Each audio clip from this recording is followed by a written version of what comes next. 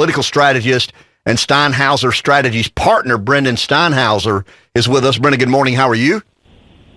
Good morning. I just want to say hello to my family in Florence, South Carolina as well, Aunt Lori and Grandma Delcy. Good deal. You just did that. So, yeah, good morning to our fellow Florentines and welcome aboard. Brendan, I think the first big, beautiful bill was successful when you look at taxes, the border, immigration, defense, and energy, but it didn't take into account everything the Trump administration had promised to deliver. What do you expect to be in the second, I guess, big, beautiful bill, and how likely it is to pass?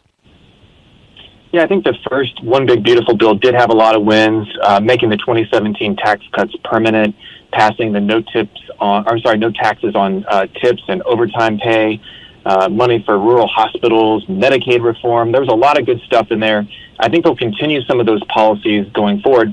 For example, in the tax reform package, I think they'll make that no taxes on tips and overtime permanent. I think that'll be a goal. And then I expect them to beef up border security even more.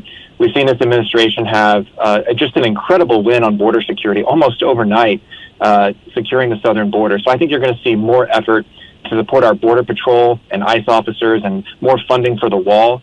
And I think the third thing that I expect the Republican Study Committee to come out with is some more ideas on spending reform. Because, look, we have $36 trillion in national debt right now. That's not sustainable. And so I expect these folks to be working to find ways to balance the budget and reduce the debt. I want to push back a little bit, or I want to try to be devil's advocate for a second, Brendan. In the second bill, we're talking about spending. I mean, the big beautiful bill didn't do much to address spending, but we did have some codification to the DOGE cuts. I think $9 billion somewhere thereabout. Do you think there's a willingness amongst fellow Republicans to go after some of the issues? Like Medicare, like Social Security, obviously they've made some reform to Medicaid, we think, but when you look at the Republicans in general, and they have the majorities, do you think there are enough votes to seriously address our deficit and debt? I think it's a fair question, and I would answer it this way. I think there is that political will in the House. I'm a little bit more doubtful about the Senate, and I think that's just based on what we've seen so far, based on public comments and votes in the past.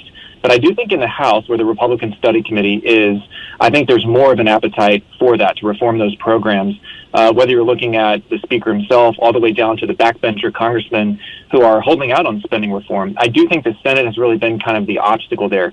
But look, I would love to see President Trump speak out about this and lead on that front, because he could go down as the president who helped us solve our fiscal crisis.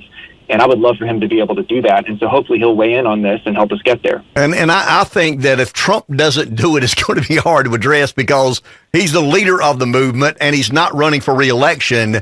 And I think he can have a very candid conversation with fellow Americans about the danger of our runaway spending and the fact that some of these entitlement programs are at the center of that. No real political risk in him now addressing some of that spending. Thank you, Brendan. Appreciate your time, and you can say goodbye to your loved ones in our listening audience.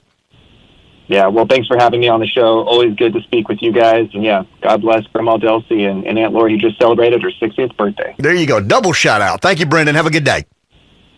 Thank you, sir.